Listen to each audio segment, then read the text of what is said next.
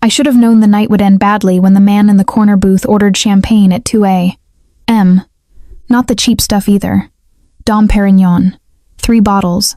In a diner where the coffee was bitter and the pie was day-old at best. I'd been working at Stella's 24-hour diner for 2 years, long enough to recognize trouble when it walked through the door.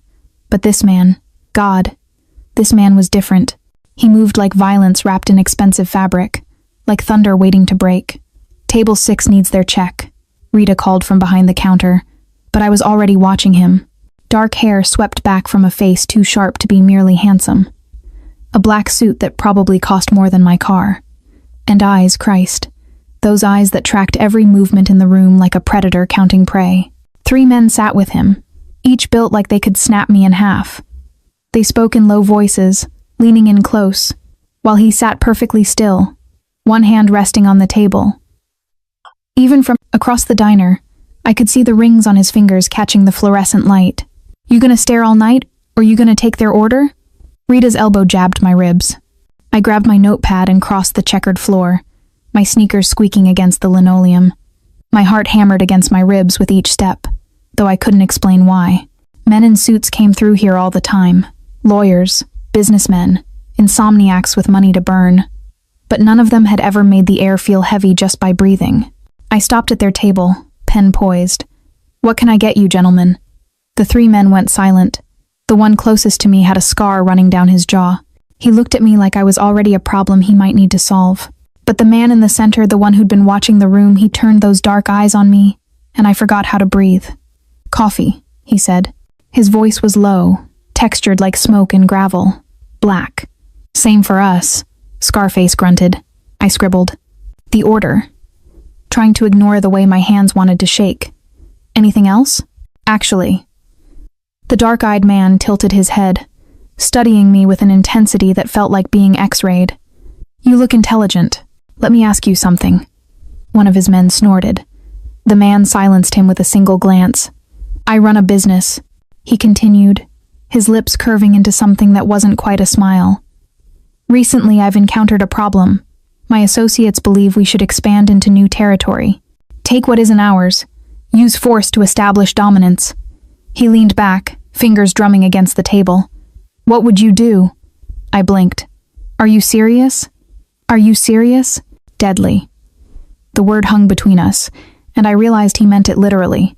This was a test. A game. He expected me to fumble, to give some naive answer he could laugh about later with his men. But I'd grown up watching my father's restaurant fail because he refused to adapt. I'd seen him lose everything, trying to compete with chains that had more money and less soul. "You don't take territory," I heard myself say. "You make them want to give it to you." His drumming fingers stopped. "Excuse me?" I should have walked away, brought their coffee, minded my own damn business. But something in his eyes, some flicker of genuine curiosity, made me continue. "Force makes enemies. If you want lasting power, you need loyalty. You find out what the people in that territory need, what they're not getting from whoever runs it now. Then you provide it. Better prices, better protection, better opportunities." I met his gaze directly. "You don't take power. You make people want to give it to you. That way, when trouble comes, they'll fight for you instead of against you." The silence that followed felt like standing on the edge of a cliff. Then he laughed, a genuine surprise sound that transformed his entire face. For a moment he looked almost human, almost safe. "What's your name?" he asked. "Sarah. Serafina, but everyone calls me Sarah." "Serafina." He said it slowly, like tasting wine. "That's perfect. An angel giving advice to the devil. I don't." He pulled out his phone, typed something rapidly, then looked at his men. "Marco, call Vincent. Tell him he's fired. Effective immediately." The scarred man straightened. "Boss, you can't. Call him. Then fire Paolo, David, and the entire strategy team." He never took his eyes off me. Apparently, a waitress in a diner has more sense than 12 men I pay 6 figures each. My mouth went dry. You were right." He stood, and I had to crane my neck to maintain eye contact. He was taller than I'd realized, broader in the shoulders. "They've been telling me to start a war. You just told me how to win without firing a shot." He reached into his jacket. I flinched. actually flinched and pulled out a business card. Black, embossed gold lettering. No name, just a phone number. Come to this address tomorrow at noon. I want to discuss a position. I have a job, one that pays minimum wage and tips from drunks. His eyebrow arched. I'm offering you a chance to use that brain of yours, unless you're content serving coffee to people who don't see you for the rest of your life. The words hit harder than they should have. Because he was right. I dropped out of business school when Dad got sick, watched my dreams shrink to the size of this diner, told myself it was temporary until temporary became 2 years. I don't even know who you are, I whispered. He leaned in too close, and I could smell his cologne, something dark and expensive that made my head spin. Yes, you do, he murmured. Some part of you knew the moment I walked in. Then he was moving past me, his men following like shadows. At the door, he paused and looked back. Noon, Serafina, don't make me come find you. It sounded like a promise and a threat. The door closed behind them, and I realized I was shaking. Rita was beside me instantly, her face pale. Do you know who that was? She hissed. I looked down at the card in my trembling hand. The gold lettering seemed to glow under the lights. No, I said, but I was lying. I'd seen his face before. In newspapers my father used to hide, in whispered conversations about the family that owned half the city. Dante Moretti, the most dangerous man in the city, had just offered me a job, and God help me, I was actually considering it. I didn't sleep. How could I, with that black card burning a hole in my nightstand drawer? I'd shoved it there the moment I got home, like hiding it would make the encounter less real. It didn't work. Every time I closed my eyes, I saw him. Dante Moretti, the name that made hardened men cross themselves. The man who, according to urban legend, had once burned down an entire warehouse with his enemies inside because they'd insulted his mother. And I'd given him business advice, like he was some struggling entrepreneur, instead of the head of the most powerful crime family in the city. You're insane, I told my reflection at 6 a.m. Coffee mug clutched in both hands. You're not actually going. My reflection didn't look convinced. The truth was, I'd spent 2 years in this apartment, this life, this carefully constructed safety. After Dad died, I'd chosen security over ambition, the diner over dreams. It hurt less than trying and failing. But last night, for 5 minutes, I'd felt alive again. The morning shift at Stella's dragged like moving through concrete. Rita kept shooting me worried glances, but I couldn't tell her. Couldn't say the words out loud. I'm thinking about working for the Mafia. At 11:30, I hung up my apron. Heading out early? Rita asked. Doctor's appointment. I lied, the words tasting bitter. The address on the card led to a building downtown I'd passed 1,000 times without really seeing. From the outside, it looked like any other office, complex glass and steel reaching toward a gray sky. Inside was different. The lobby alone probably cost more than my entire apartment building. Marble floors, modern art that looked like controlled chaos on the walls, a security desk manned by 2 men who definitely weren't rent-a-cops. Name? The larger one said. Not asked. Said, Serafina Chen. I have an appointment. He typed something, listened to an earpiece, then nodded. 30th floor. Mr. Moretti is expecting you. The elevator ride felt like ascending into another world. My reflection in the polished steel showed a woman in her best blouse and slacks, her dark hair pulled back, trying desperately to look professional, trying to look like she belonged. The doors opened to reveal an office that stole my breath. Floor-to-ceiling windows overlooked the entire city. The space was open, modern, with dark wood and leather furniture that screamed power. And there, standing by the window with his back to me, was Dante Moretti. You came, he said without turning. I wasn't sure you would. I'm not sure why I did. He turned then, and in the daylight streaming through those windows, he was even more devastating. The harsh angles of his face, the way his shirt stretched across his shoulders, the casual confidence in his stance.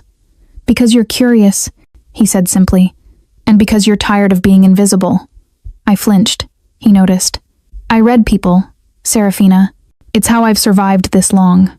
He moved toward his desk, gestured to a chair. Sit, please. I sat, mostly because my legs were shaking. He remained standing, studying me like I was a puzzle he was determined to solve. Your father owned Chen's Garden. Family restaurant, opened 23 years before it closed. My chest tightened. How do you? I make it my business to know things, especially about people who impress me. He leaned against his desk, arms crossed. You dropped out of Westfield Business School in your junior year. Top of your class. Full scholarship. You walked away to take care of him when he got sick. He needed me. And after he died, you stayed at the diner. Stopped dreaming. Started surviving. His eyes never left mine. Why? The question was so direct, so sharp. It cut through every defense I'd built. Because dreams hurt when they don't come true, I whispered. Something flickered in his expression. Recognition. Maybe. Understanding. I'm not offering you a dream, Serafina. I'm offering you a chance. He pulled out a folder, slid it across the desk. This is my legitimate business portfolio. Hotels, restaurants, real estate development, the legal side of my empire. I opened the folder with trembling hands. The numbers inside made my head spin. Millions in revenue, hundreds of employees. I need someone who understands people, who can look at a business and see not just numbers, but the human element. Strategy without sociopathy. His lips curved. Your advice last night? My team has been pushing expansion for months. They see only territory and profit. You saw sustainability and loyalty. That's rare. I don't know anything about your world. You don't need to. I have people who handle the darkness. His voice dropped lower. I need someone who can handle the light. I should have stood up, walked out, gone back to my safe, small life. Instead, I heard myself ask, what exactly would I be doing? His smile was slow and dangerous. Consulting, business development. You'd work from this office, analyze my legitimate ventures, make recommendations. Nothing illegal. Nothing that would compromise your conscience. And if I say no, then you go back to the diner, and we both wonder what could have been. He straightened, towering over me. But I don't think you will. Why not? He reached out slowly, giving me time to pull away, and lifted my chin with one finger. The touch sent electricity racing through my veins. Because I see you, Serafina. The real you. The woman who's been hiding behind minimum wage and low expectations. And whoa, his thumb brushed my jaw. And that woman is hungry for more. I couldn't breathe. Couldn't think. Could only feel the heat of his touch and the truth in his words. 1 month trial, I heard myself say. If I don't like it, you walk away. No questions asked. I'll even write you a recommendation letter for wherever you want to go next. He extended his hand. I stared at it, knowing that if I took it, nothing would ever be the same. The smart choice was to leave. I took his hand. His grip was firm, warm, and for just a moment, I felt that same flicker of humanity I'd seen in the diner, something vulnerable beneath all that power. Then Marco, the scarred man from last night, appeared in the doorway. Boss, we have a problem. The Volkov family is making moves. They know about the expansion. Dante's expression shifted instantly, becoming something cold and lethal. Handle it, he said, his voice like ice. Marco hesitated. They want a meeting. Tonight. They're threatening. I said handle it. Dante's hand was still holding mine, but the man before me had transformed into something terrifying. By any means necessary. Marco nodded and disappeared.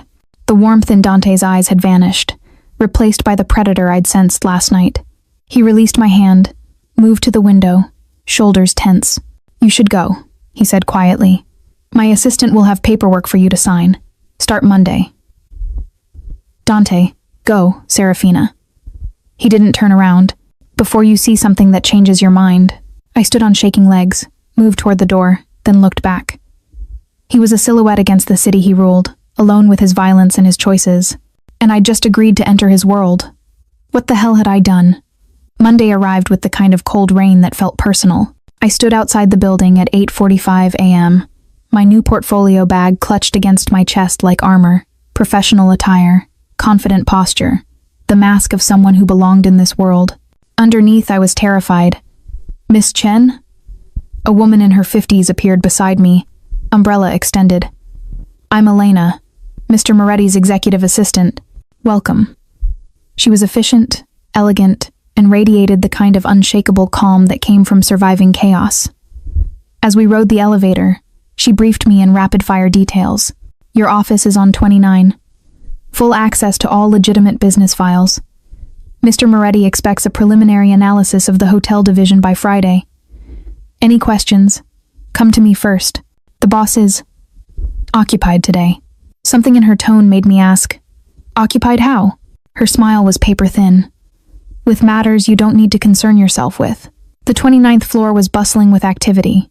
People in suits moved with purpose, phones pressed to ears, tablets glowing in their hands. It looked like any other corporate office, except for the way everyone went silent when I walked past. My office was smaller than Dante's, but still beautiful. Windows, overlooking the city, a desk that probably cost more than my first car, and a computer loaded with files that made my business school education seem suddenly very relevant. I dove in, grateful for the distraction. Chen's Garden had failed because Dad refused to adapt. These businesses, Moretti Hotels, Sapphire Restaurant Group, Moretti Development, they were thriving because someone understood evolution. But the files showed inefficiencies, redundancies, small cuts that could save millions. I was 3 hours deep in spreadsheets when Elena appeared in my doorway. Mr. Moretti would like to see you. 30th floor. Now. My stomach dropped. Is something wrong? That's not for me to say. The ride up one floor felt like ascending to judgment. The elevator doors opened to reveal Dante's office, but transformed. The lights were dimmer. Classical music played softly. And the furniture had been rearranged, creating an intimate seating area by the windows. Dante stood there in shirt sleeves, his jacket discarded, tie loosened. He looked exhausted and somehow more dangerous for it. Serafina. He gestured to the couch. Sit. Please, we need to talk. I sat, my heart hammering. If this is about my qualifications, it's about Friday night. I blinked. I don't understand. He poured 2 glasses of whiskey from a crystal decanter, handed me one. The Volkov family. The threat Marco mentioned. It's escalated. What does that have to do with me? Everything. He sat across from me, elbows on his knees, the glass dangling from his fingers. They know I hired you. They're questioning why a mafia boss needs a business consultant. They think you're something else. Something more. The whiskey burned going down. More? More. They think you matter to me. His eyes met mine, and the intensity there stole my breath. They think you're leverage. The words hung between us, heavy with implication. But I'm not, I said weakly. I'm just an employee. Are you? He leaned forward, and suddenly the space between us felt like nothing. Because I've been thinking about you since Friday night. The way you stood up to me. The way you saw solutions where my team saw only violence. The way you looked at me like I was human instead of a monster. My throat went dry. Dante, there's a charity gala this Friday. Business leaders, politicians, everyone who matters in this city. The Volkovs will be there. He set down his glass. I need you to come with me. As my date. You're insane. Probably. A ghost of a smile touched his lips. But if they see you with me publicly, they'll think twice about using you as leverage. You become untouchable, protected by association, or a bigger target, not with me beside you. The words were a promise, absolute and unwavering. I protect what's mine, Serafina. And right now, whether you like it or not, you're part of my world. That makes you mine to protect. The possessiveness in his voice should have terrified me. Instead, it sent heat racing through my veins. This is crazy, I whispered. We barely know each other. Then let's fix that. He stood, extended his hand. Have dinner with me, tonight. Not business, just us. Every rational thought screamed at me to refuse. But I took his hand, let him pull me up, suddenly close enough to feel his body heat. One dinner, I said, but I'm not promising anything. His smile was devastating. I wouldn't expect you to. Dinner was at Luminosa, a restaurant so exclusive it didn't have a sign. We sat in a private room with soft lighting and music that felt like silk. Dante had changed into a fresh suit, his hair still damp from a shower. He looked less like a mafia boss and more like a man trying very hard to be normal. Tell me about your father, he said over wine that probably cost more than my weekly salary. So I did. The stories poured out Dad's terrible jokes, His stubborn pride, the way he'd sung off key while cooking, the grief I'd buried beneath survival. Dante listened like every word mattered, and when I finally stopped, embarrassed by how much I'd shared, he reached across the table and took my hand. "He'd be proud of you," he said quietly. "Starting over, taking risks, that takes strength. Is that what you did? Take risks?" His expression darkened. "I inherited a war. My father died when I was 23, and every family in the city wanted to carve up his territory. I had a choice, be weak and die, or become something they feared. So you became a monster? I became what was necessary." He released my hand, leaned back. "But sometimes, late at night, I wonder what I could have been. If I'd had a choice. If violence wasn't the only language I could speak." The vulnerability in his voice cracked something open in my chest. "You're not just violence," I said. "You built an empire, Dante. Legitimate businesses, jobs for thousands of people. That's not nothing. It's also not enough to wash away the blood." Before I could respond, his phone buzzed. He glanced at it, and his entire demeanor changed. "We need to leave. Now." "What's wrong?" He was already standing, throwing cash on the table. "Marco was supposed to handle the Volkov situation. He failed." "What does that mean?" He grabbed my hand, pulled me toward the exit. "It means they're coming for me, and if they find you here, they'll use you to hurt me." Fear spiked through my chest. "Dante." The window exploded inward in a shower of glass. Gunfire erupted, and Dante threw his body over mine, driving us to the floor. I felt his weight, his heat, his hand cradling my head to protect it from the shards raining down. "Stay down!" he roared. More shots, screaming, the acrid smell of gunpowder. Then silence, sudden and suffocating. Dante lifted his head, his eyes wild and dangerous. "Are you hurt?" I shook my head, unable to speak. He pulled me up with surprising gentleness, glass crunching beneath our feet. Through the shattered window, I could see men running his men, chasing shadows. "You need to leave the city," he said, his voice rough. "Tonight. I'll arrange protection. A place where... No." He stared at me like I'd lost my mind. "Serafina, you said I was yours to protect." I met his eyes, my fear transmuting into something fiercer. "That goes both ways. I'm not running. This isn't a game. These men will kill you to hurt me. Then don't let them." I grabbed his shirt, pulled him closer. "You want me in your world? Then show me all of it. Not just the safe parts. All of it." For a moment, I saw the war in his eyes, the desire to protect me and the need to keep me close, fighting for dominance. Then he kissed me. It was desperate and claiming and tasted like danger. His hands cupped my face like I was precious and breakable. But his mouth moved over mine like he was starving. When he pulled back, we were both breathing hard. "You have no idea what you're asking for," he whispered. "Then show me." His smile was dark and beautiful. "Be careful what you wish for, Angel." Sirens wailed in the distance, drawing closer, and I realized, standing in a room full of shattered glass and the smell of gunpowder, that I'd just crossed a line I could never uncross. I was no longer just working for Dante Moretti. I was falling for him, and in his world, that might be the most dangerous thing I'd ever done. Dante's penthouse was a fortress disguised as luxury. We arrived after midnight, flanked by 4 armed men who melted into the shadows the moment we crossed the threshold. The space was enormous, all dark wood, leather furniture, and windows that turned the city into a glittering backdrop. "Wait here," Dante said, his voice clipped and controlled. He disappeared down a hallway, already on his phone, issuing orders in rapid Italian. I stood in the center of the living room, glass still clinging to my hair, my hands shaking from adrenaline. The kiss had been real. The bullets had been real. This was all horrifyingly, dangerously real. "Drink this." A woman appeared from nowhere, pressing a tumbler of amber liquid into my hands. She was young, maybe my age, with sharp eyes and a gun holster visible beneath her jacket. "It'll help with the shock." I drank. It burned perfectly. "I'm Lucia," she said, "part of Mr. Moretti's personal security. You're Serafina." Word travels fast. Her smile was knowing. "In this world? Always. You should know what happened tonight? That was a warning shot. They could have killed you both if they wanted to." My blood went cold. Then why didn't they? Because they want him to suffer first, to know what's coming. She glanced toward the hallway where Dante had vanished. The boss has enemies. Lots of them. But the Volkovs? They're different. They don't just want territory. They want revenge. For what? That's not my story to tell. Lucia checked her phone, nodded to herself. I'm staying outside your door tonight. Try to sleep. Tomorrow's going to be intense. She disappeared as silently as she'd arrived. I wandered through the penthouse, too wired to sit still.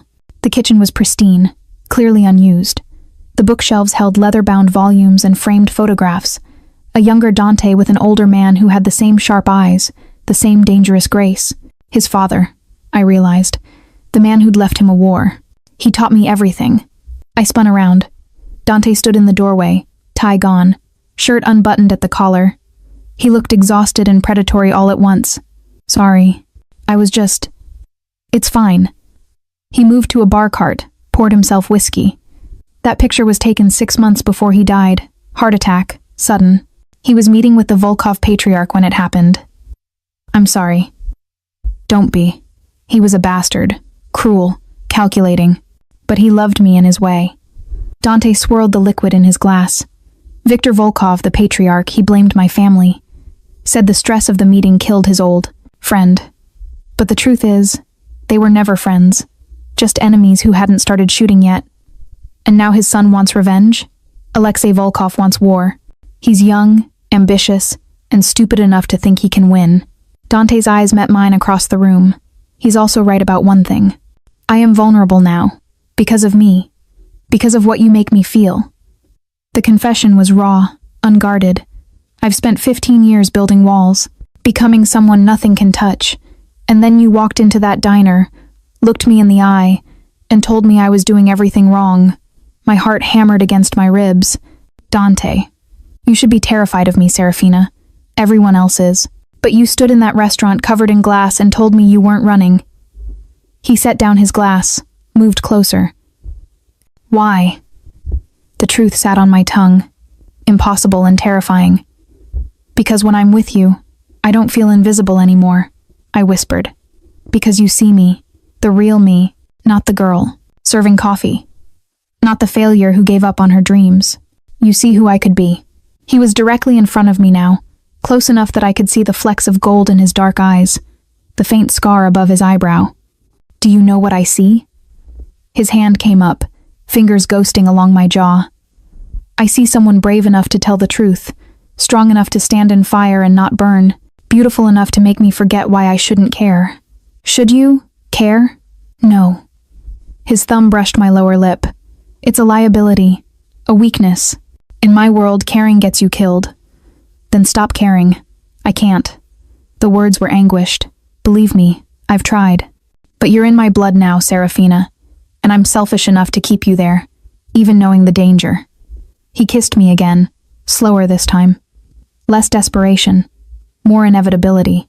His hand slid into my hair, tilting my head back, and I melted into him like I'd been waiting my whole life for this moment.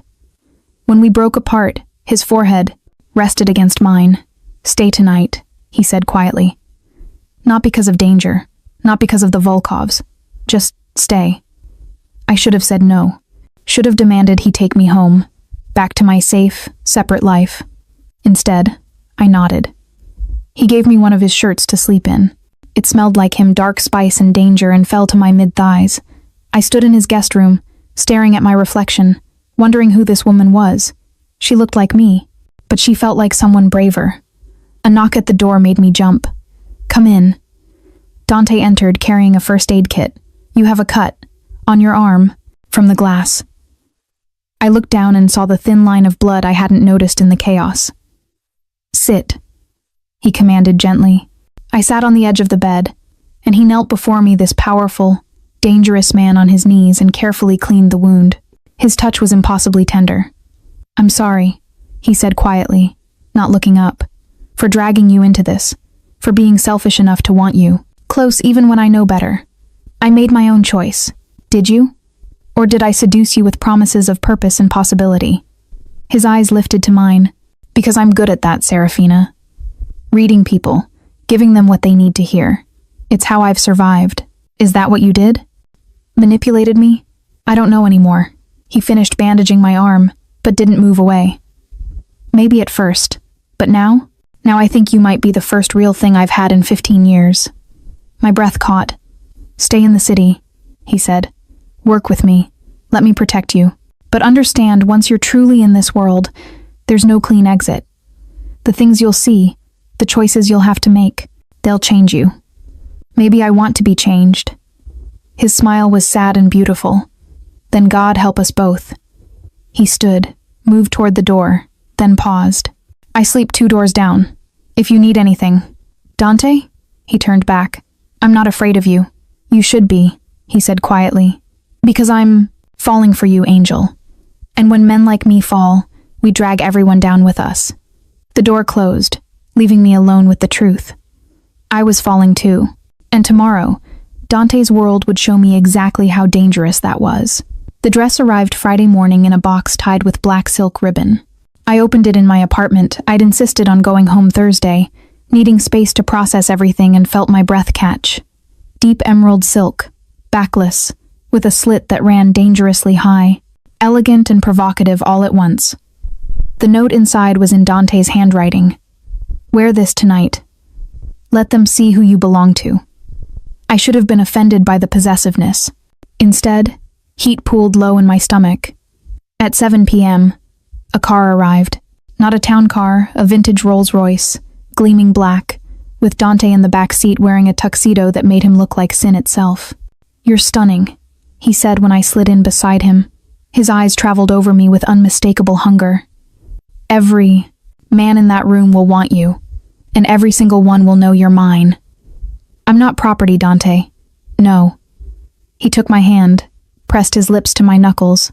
You're so much more dangerous than that. You're the thing I'd burn the world to protect. The gala was held at the Meridian Hotel, the crown jewel of Dante's legitimate empire. Crystal chandeliers, marble floors, string quartet playing softly as the city's elite mingled in designer gowns and tuxedos. And everyone stared when we entered. Dante kept his hand on the small of my bare back, proprietary and protective.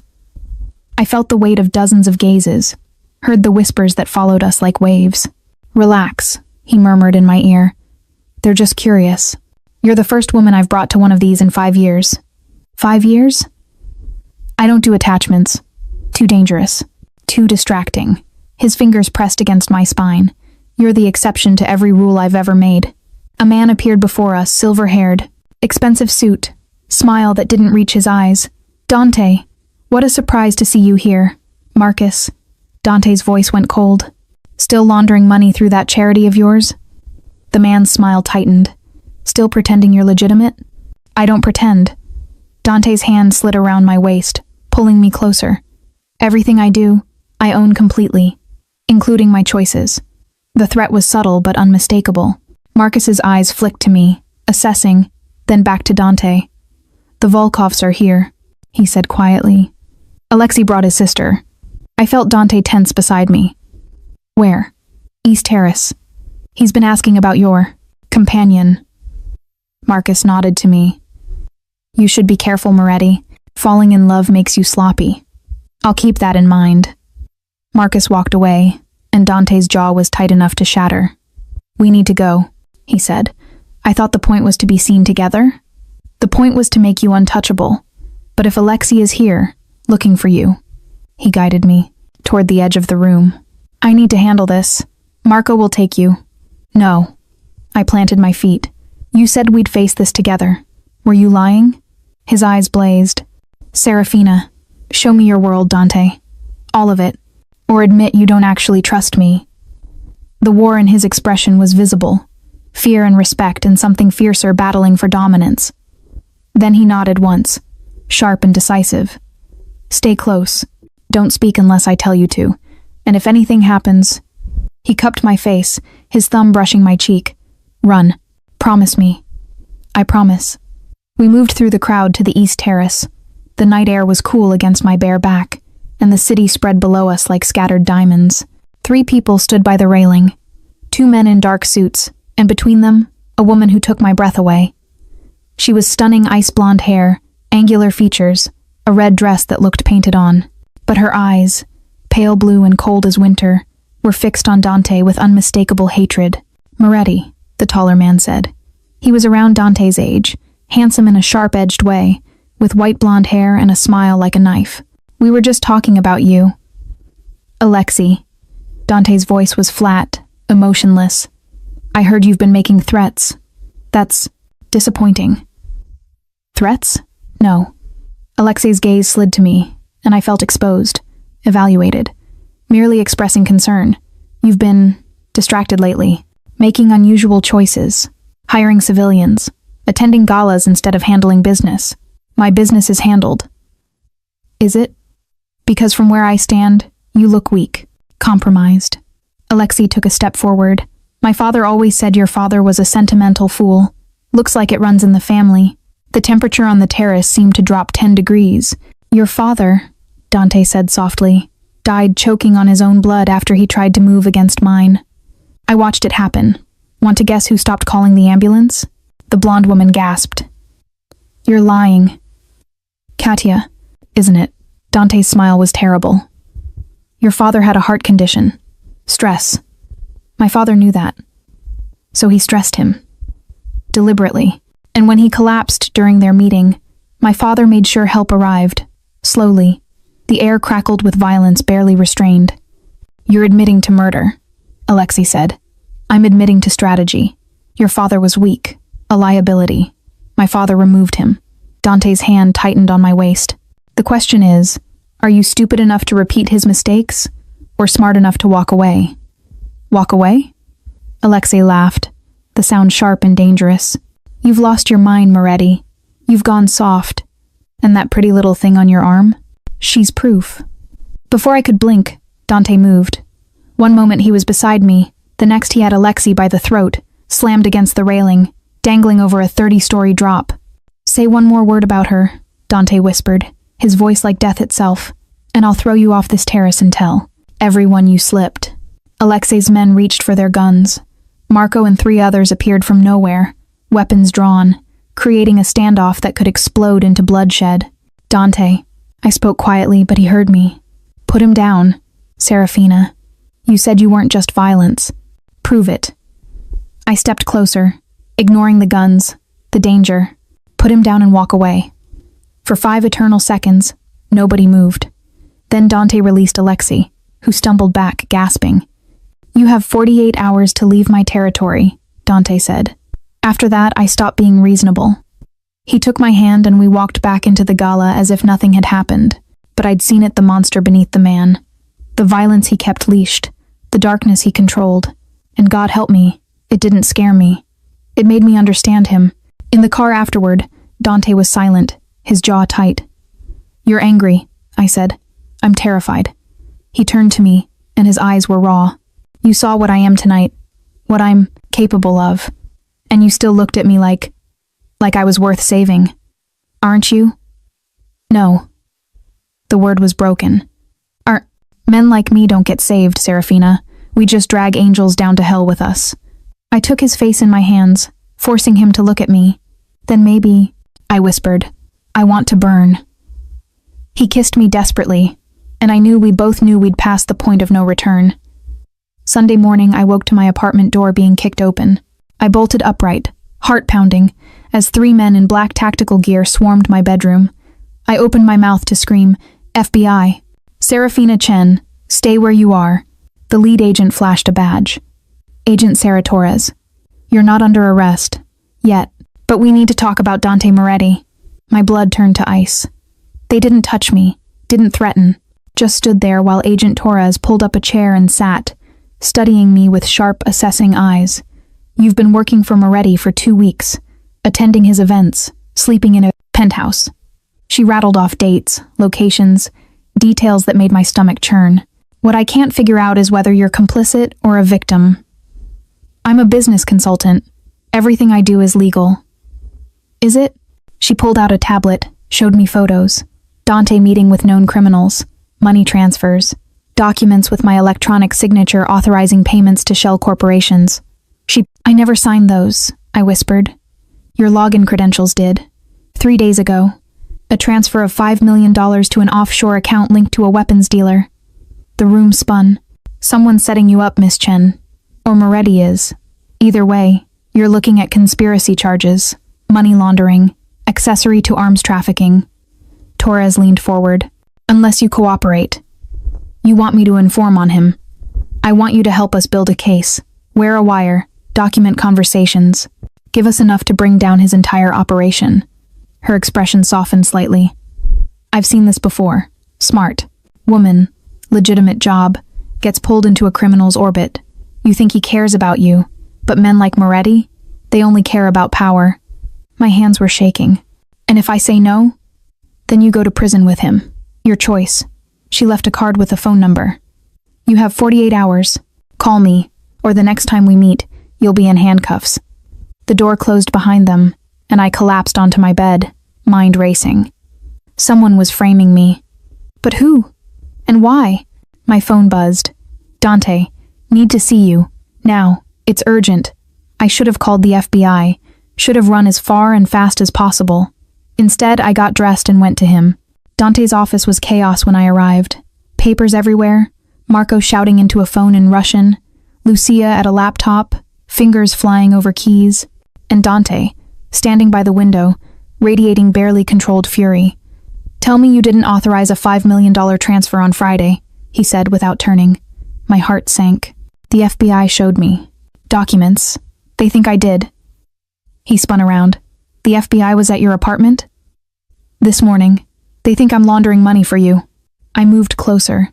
Dante, someone forged my signature. Used my credentials. I'm being set up. By who? I don't know. You're the one with enemies. Marco hung up, crossed to Dante. Boss, it's worse. That money? It went to Vadim Sokolov, arms dealer. He supplies the Volkovs. The pieces clicked together in my mind. They're framing both of us, making it look like I'm your accomplice in arming your enemies. Which means the Volkovs have someone inside my organization. Dante's hands clenched into fists.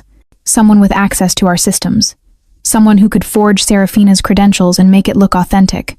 There's only 3 people with that level of access, Lucia said quietly. You, Marco, and Elena. Silence fell like a guillotine. Elena's been with me for 20 years, Dante said. And Marco? I asked. Marco's face went red.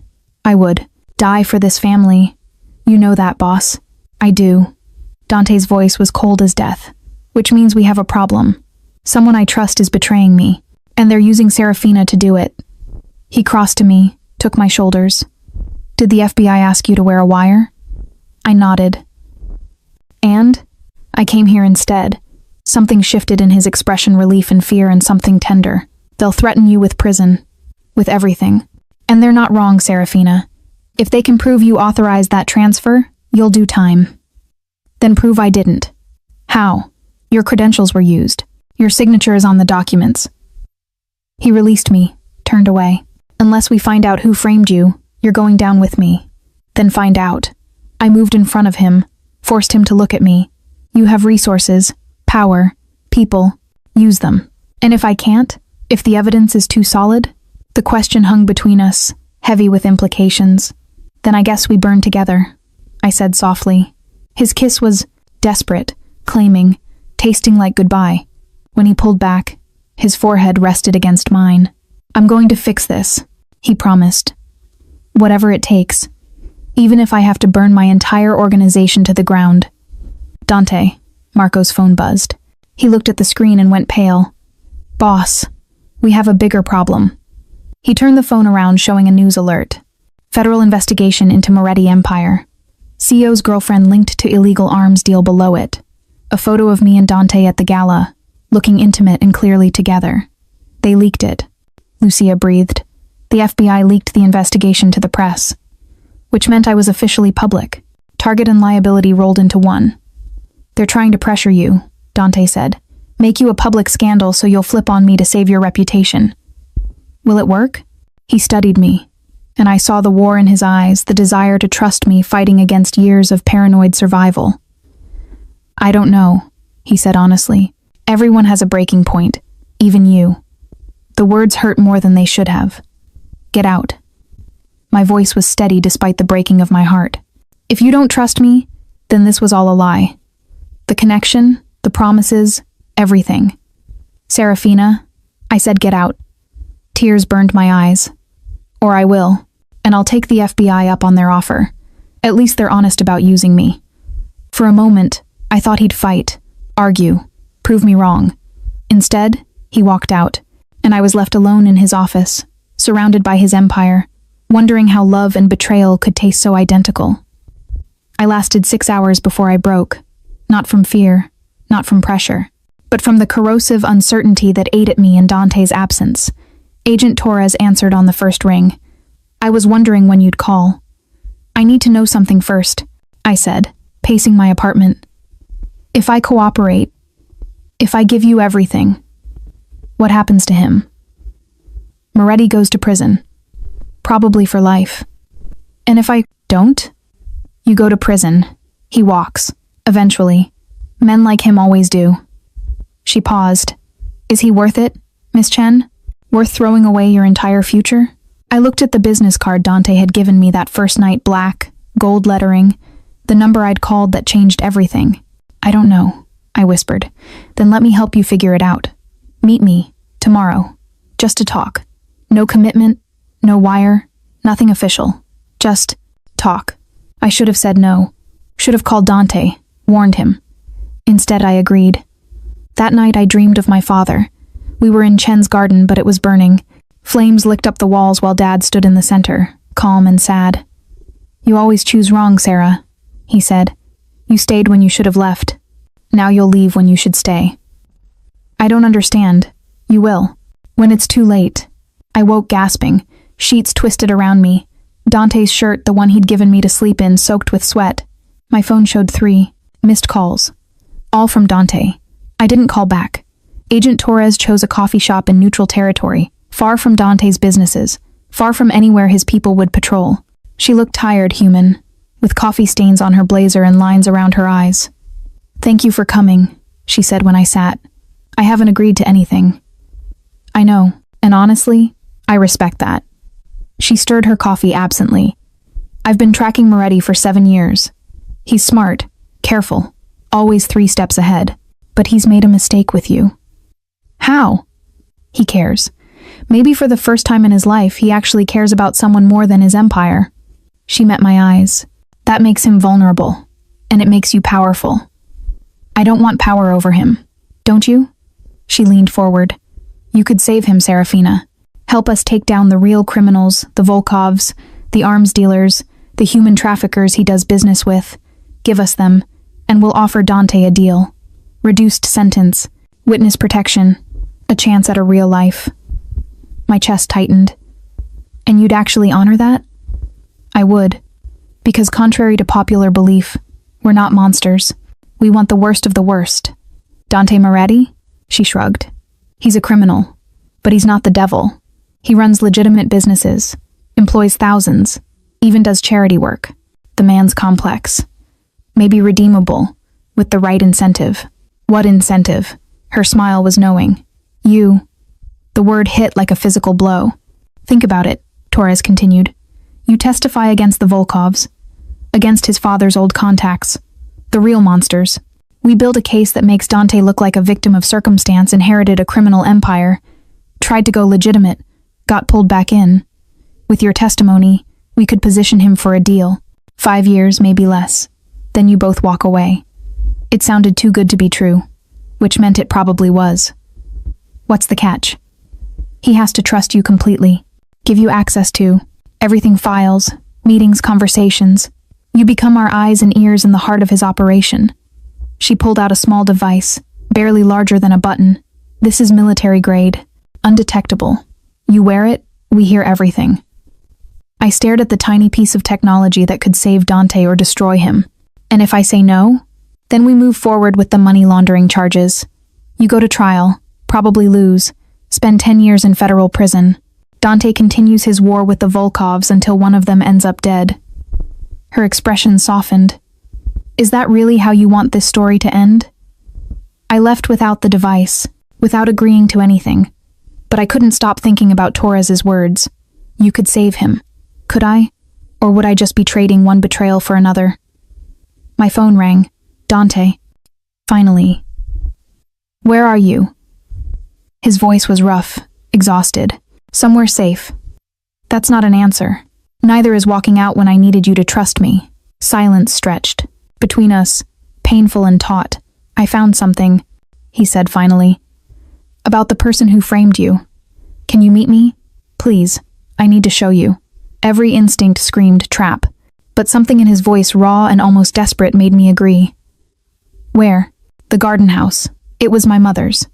No one knows about it except me. We'll be safe there. He gave me an address in the suburbs, far from his usual territory. Dante, I said before he could hang up. If this is a test, it's not. I swear on everything I have left. A pause. I'm sorry. For doubting you. For being too broken to know how to trust anyone. But I'm trying, Serafina. For the first time in 15 years. I'm trying. The call ended. I sat in my car, Agent Torres's card in one hand, my phone in the other. 2 choices. 2 betrayals. Save myself or save him. My father's voice echoed in my memory. You always choose wrong. I started the car and drove toward Dante's address. Torres's card still on the passenger seat. Maybe this time, I'd choose right. Or maybe I'd just learn that in Dante's world, there were no right choices, only different kinds of wrong. The garden house was beautiful in a haunted way. Ivy-covered stone, overgrown gardens, windows dark despite the afternoon sun. It looked like a place where secrets went to die. Dante's car was already there, his personal vehicle, not the chauffeured luxury he usually traveled in, which meant he'd come alone. I sat in my car for 5 full minutes, hand on the gear shift, ready to flee. Then I saw him appear in the doorway, and my heart made the decision my mind couldn't. I went to him. Thank you for coming, he said quietly. He looked different, vulnerable, with shadows under his eyes and his shirt untucked. Human, you said you found something. I did, but first. He reached for me, hesitated. I need you to know I'm sorry. For everything. For dragging you into my world. For doubting you. For being too damaged to know how to love someone, without destroying them. Dante, let me finish. His hand cupped my cheek. You were right. I didn't trust you. Because trusting means being vulnerable. And vulnerable means dead in my world. But you're not my world, Serafina. You're the escape from it. The proof that I'm still human underneath all this blood. His words cracked something open in my chest. Show me what you found, I whispered. He led me inside, through rooms filled with dust and memories. Photographs on the walls, a beautiful woman with Dante's eyes, a young boy learning to smile before he learned to survive. In what used to be a study, he had a laptop set up, files spread across a desk. I had Lucia run a deep analysis of the system breach, he said, pulling up data. Someone accessed your credentials at 2:47 a.m. on Friday. But here's what's interesting. They used a device connected to my private network, which means they were physically in my building. Okay. More than that, they accessed files only. 3 people can reach. Me, Marco, and Elena. He pulled up security footage. This is the camera outside Elena's office at 2:45 a.m. The video showed a figure entering, dressed in black, face obscured. Now watch. He fast-forwarded. The figure emerged 15 minutes later, and in the brief second they adjusted their hood. The camera caught a profile. My blood went cold. It was Marco. He's been with me since we were teenagers, Dante said, his voice hollow. Grew up together, fought together. I would have died for him, and he sold me out to the Volkovs. Are you sure? He's not here. Disappeared this morning. Cleaned out his accounts. Erased his digital footprint. He's gone, Serafina, and he took evidence that could have cleared you with him. I sank into a chair, the weight of it crushing. Why would he betray you? Money? Fear? The Volkovs probably offered him something I couldn't. Dante's laugh was bitter. Or maybe he just got tired of watching me build an empire while he stayed a soldier. Doesn't matter. What matters is you're still in danger. The FBI has their evidence. Marco won't testify on your behalf, and the Volkovs now know every weak point in my organization. What are you going to do? His eyes met mine, and I saw the decision there cold and absolute. I'm going to end this. Tonight. The Volkovs, the investigation, all of it. How? By giving the FBI what they want. Not you, never you, but someone to take the fall. Someone who can tie the money laundering to Marco and the Volkovs. Understanding, dawned, terrible and inevitable. You're going to turn yourself in. No, I'm going to turn in my father's empire. The parts I never cleaned up, the businesses I kept running out of obligation. I'll hand the FBI a case so airtight they'll forget all about you. He came to me, knelt before my chair. You'll be free. Serafina. Clear name, no charges, no connection to any of this. And you? I'll survive. I always do. But his smile was sad, though probably from a prison cell this time. No. I grabbed his shirt, pulled him closer. You're not doing this. I won't let you sacrifice yourself for me. It's not sacrifice if it's the only thing that matters. His hands framed my face. You made me want to be better, to build something clean. For the first time in my life, I looked in the mirror and saw a man instead of a monster. That's because of you. Tears burned my eyes. Dante. But I can't be that man if you're in prison. Can't be anything if I lose you. He kissed me softly. So I'm choosing you over the Empire. Over everything. Because you're the first good thing I've ever had. There has to be another way. There isn't. Not one that keeps you safe. He stood, pulled me up with him. I've already called my lawyer. By midnight tonight, the FBI will have enough evidence to indict 15 people, arms dealers, money launderers, corrupt officials. Everything that made my father's empire dirty. In exchange, they'll clear you completely and give me a reduced sentence. How reduced? 7 years. Maybe 5 with good behavior. 5 years. An eternity. A blink. I'll wait, I heard myself say. He laughed, broken and beautiful. No, you won't. You'll rebuild your life. Go back to school.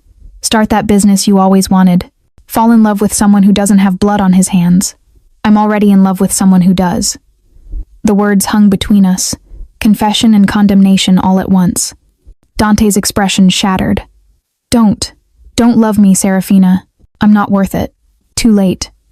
I kissed him, desperate and claiming, trying to memorize everything, the taste of him, the feel of his hands in my hair, the way he held me like I was precious and breakable. When we broke apart, both breathing hard, the air felt charged with finality. Stay with me tonight, he whispered. Just tonight. Tomorrow I'll turn myself in, but tonight. Let me pretend I get to keep you. I should have said no. Should have protected my heart from the inevitable breaking. Instead, I nodded. Because I'd already chosen him over safety, over sense, over everything that should have mattered. And if we only had one night before the world came crashing down, I was going to burn bright enough to remember forever. That night, the garden house felt like a world outside time.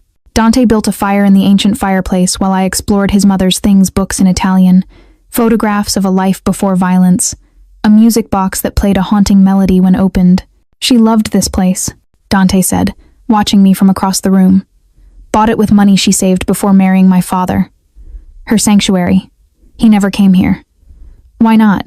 Because she asked him not to, and for all his cruelty, he loved her enough to honor that. Dante poured wine into crystal glasses. She died when I was 14. Cancer. Fast and brutal. After she was gone, Dad became something colder, more ruthless, like her death. Took whatever humanity he had left.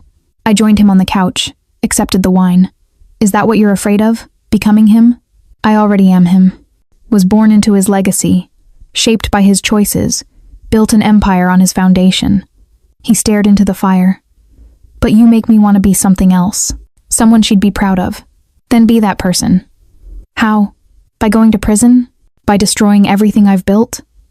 By choosing love over power? I set down my wine, turned to face him. Your father chose empire. You're choosing me. That's different. That's everything. He looked at me like I was both salvation and impossibility. I don't know how to be soft, how to be normal. All I know is control and violence. Then I'll teach you. I took his hand. Starting now. Just for tonight, let go of everything. Be just Dante.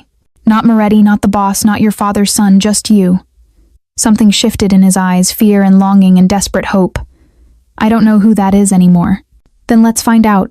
I kissed him slowly, not desperate or claiming, but exploratory, learning the shape of him without the weight of danger pressing down. His lips were softer than I expected, his hands tentative as they settled on my waist. Serafina, he breathed against my mouth. If we do this, then we do it completely. No walls, no masks, no pretending. I pulled back to look at him.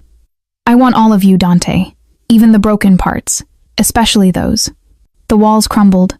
He kissed me like drowning, like salvation, like I was the only thing keeping him tethered to humanity. His hands mapped my body with reverence, learning every curve and hollow. When he pulled me onto his lap, I felt his heartbeat racing against mine. He paused, vulnerability naked on his face. I've never let anyone see me like this, without armor. I'm honored. You should be terrified. I am. I framed his face with my hands, but I'm more terrified of losing you. So tonight let me have you, all of you, before the world takes you away. He carried me upstairs to a bedroom that smelled of lavender and memories. Moonlight streamed through the windows, painting everything silver in shadow. When he laid me on the bed, his hands were shaking. I want to be gentle with you, he whispered, but I don't know how. I've been hard and cold for so long. Then let me show you. I pulled him down, kissed him slowly, teaching him the rhythm of tenderness with my body. His touch was cautious at first, reverent, like I might shatter. But gradually, the dam broke. The darkness and the light intertwined his controlled power, meeting my willing surrender. He worshipped me with hands and mouth, memorizing every gasp and shiver. And when we finally came together, it felt like breaking and being made whole simultaneously. Look at me, I whispered. Stay with me. His eyes locked on mine, dark and burning. Always, even when I can't. The promise shattered us both. Afterward, we lay tangled in sheets in moonlight, his fingers tracing idle patterns on my skin. Tell me about her, I said quietly. Your mother. She was strong, stronger than anyone gave her credit for. She knew what my father was, what his world would do to me, but she tried to protect me anyway. His voice was rough with old grief. Used to say that everyone has a choice. Even in darkness, you can choose to be light. She was right, was she? Because I chose darkness. Every single time. Until me. Until you. He pulled me closer. You're my mother's redemption. The proof that her son could choose differently, even if it's too late. It's not too late, isn't it? Tomorrow I surrender. Tomorrow everything ends. I lifted my head, met his eyes. Then tonight never ends. Right now in this moment we're infinite. That's enough. He kissed me again, and this time it tasted like goodbye and forever tangled together. We made love twice more before dawn, once desperate, trying to stop time, with our bodies, and once achingly tender, memorizing each other for the years ahead. As the sun began to rise, painting the room in shades of gold, Dante held me close. I need to tell you something, he said, about the deal with the FBI. My heart stuttered. What about it? The reduced sentence? It's conditional. I have to testify against the Volkovs, put them away for life, which means they'll come after me in prison. I'll probably be dead within a year. The world stopped. No, you didn't tell me that, because you wouldn't have let me do it, and it's the only way, Serafina. The only way you stay safe. If the Volkovs go away, their vendetta dies with them. You'll be untouchable. Tears streamed down my face. I don't want to be safe if it means losing you. You're not losing me. You're letting me be something better than I was. You're letting me choose you over survival. He wiped my tears with his thumbs. This is my redemption, Angel. Let me have it. I wanted to scream, to beg, to find some other way. But looking into his eyes, seeing the peace there, the first real peace I'd ever seen in him, I understood. This was his choice, and respecting it was the only way to truly love him. Promise me something, I whispered. Anything. Fight. In prison, against the Volkovs, against fate fight to survive. Because I'll be out here, waiting, building the life you wanted us to have. And when you get out, if you get out, I'll be there. His smile was devastating. That's a beautiful dream. It's a promise. Dawn broke fully, and with it, our time was gone. Dante dressed in the suit he'd brought. I wore the dress from the night before, rumpled and ruined and perfect. At the door, he paused. I love you, Serafina Chen. I don't know how to love correctly, or safely, or the way you deserve, but I love you with everything I have left. I love you too, with all my brokenness and all my hope. One last kiss, one last moment. Then he was gone, and I collapsed on his mother's couch, surrounded by the ghost of everything we'd been, and mourned the man who chose to die so I could live. 6 months later, the world looked different. I stood in the office of Chen & Associates, the business consulting firm I'd built from nothing. My father's name, my mother's maiden name, combined into something new.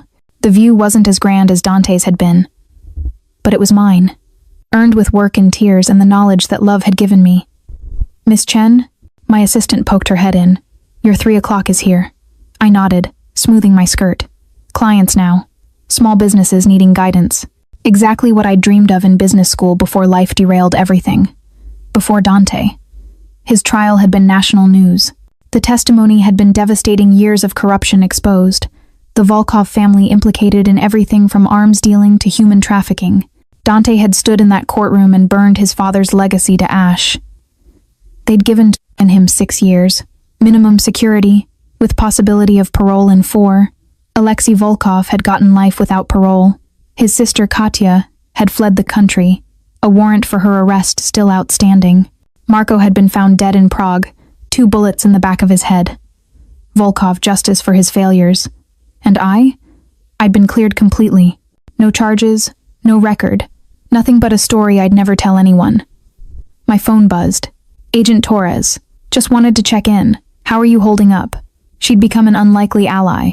Not quite a friend, but something close. Someone who understood what I'd survived. "I'm good. Building something real." He'd be proud. The words made my chest ache, because I didn't know if he was proud. Didn't know anything anymore. Prison visits were allowed, but I hadn't gone. Couldn't bear to see him behind bars, caged and separate from everything he'd built. Instead, I'd written letters, dozens of them, telling him about the business, the clients, the life I was building. He'd never responded. The prison said he'd received them, but he'd never written back. Maybe it was easier for him to let me go. Maybe seeing me would make the years unbearable. Or maybe he'd simply stopped caring. I tried not to think about that last possibility too often. "Miss Chen?" My assistant was back. "Sorry, but there's someone else here. Says he knows you. Won't give a name, but he's intense." My heart stopped. "Send him in." She left, and I stood, smoothing my hair, checking my reflection in the window. The door opened. For a moment, I thought I was hallucinating. Dante stood in my doorway, wearing jeans and a simple black shirt, his hair longer than I remembered, a beard shadowing his jaw. Thinner, harder, but unmistakably him. "Hello, Serafina." I couldn't breathe. "You're not supposed to be out." "Not for years." "Good behavior." "Model prisoner." They released me early to a halfway house. "I have restrictions, an ankle monitor, mandatory therapy, but I'm out." He stepped into my office, and I saw the changes prison had carved into him. New scars, new shadows in his eyes, but also something softer, something healed. "Why didn't you tell me?" "Because I needed to see if I could make it on my own first. Without the empire, without power, without anything but myself." He moved closer, stopped a few feet away like afraid to touch me. "I got a job, construction, manual labor. It's honest, hard, and nothing like what I was, but it's real." Tears burned my eyes. "I wrote you. I know. I read every letter, sometimes 5-6 times a day. They kept me sane." "Then why didn't you write back?" "Because I didn't know who I was anymore. Couldn't promise you anything when I was still figuring out how to be just Dante instead of Moretti." His voice cracked. "But every word you sent reminded me why I'd made the choice. Why destroying everything was worth it."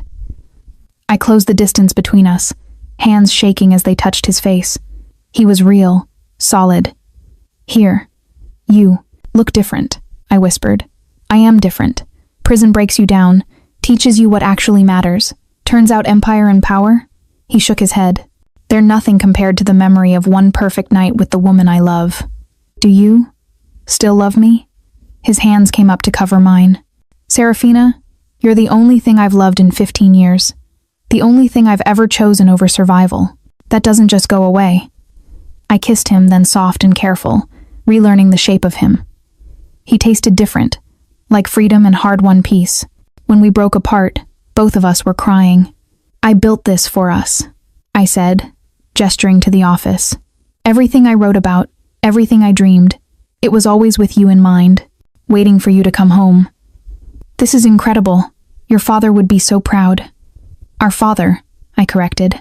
When we get married, if we get married, this becomes Chen Moretti. Both our names, both our dreams. His laugh was choked and beautiful. When? I've been waiting 6 months. I'm not waiting anymore. I pulled back, looked him in the eye. I love you. I chose you when you were a monster in an empire. I choose you now when you're a man in work boots. And I'll choose you every day for the rest of our lives if you'll have me. He dropped to his knees, this man who'd commanded armies, who'd ruled a city, who'd survived hell itself, and pressed his forehead to my stomach. I don't deserve you, he whispered. I'll probably never deserve you. But if you're willing to take a convicted criminal with no money, no power, and more baggage than any sane person would accept, then yes, God, yes, I'll marry you. I'll spend every day trying to become the man you see when you look at me. I pulled him up, kissed him properly, and felt the pieces of our shattered lives begin to knit back together. We'll build something new, I said. Not an empire, just a life. Honest, hard-earned, ours. Sounds perfect. Epilogue. 3 years later. The wedding was small. Agent Torres came, along with Elena and Lucia, and a handful of people who'd stood by Dante through everything. No empire, no grandeur, just love and witnesses. We honeymooned at the garden house, which we'd renovated together on weekends. Dante's mother's sanctuary was now ours, a place where a Mafia prince and a waitress with dreams had chosen each other over everything else. Chen Moretti and Associates had expanded to 3 cities. We specialized in helping small businesses survive and thrive, using both my education and Dante's street-smart understanding of power dynamics. He still saw a therapist weekly, still fought demons from his past, but he also laughed more, slept peacefully beside me, built things with his hands instead of destroying them. The FBI had kept their word, full pardons for both of us in exchange for testimony that had dismantled 2 criminal empires. We were free, clean, legitimate. Sometimes, late at night, Dante would hold me close and whisper, I still can't believe you chose me. And I'd kiss him and say, every single time, in every life, always you. Because that was the truth. Love hadn't saved us. We'd saved each other. From empires and prisons, from violence and fear, from the weight of terrible legacies and impossible choices. We'd chosen each other over safety, over sense, over every logical reason to run. And in doing so, we'd found something neither of us had ever imagined possible. Freedom.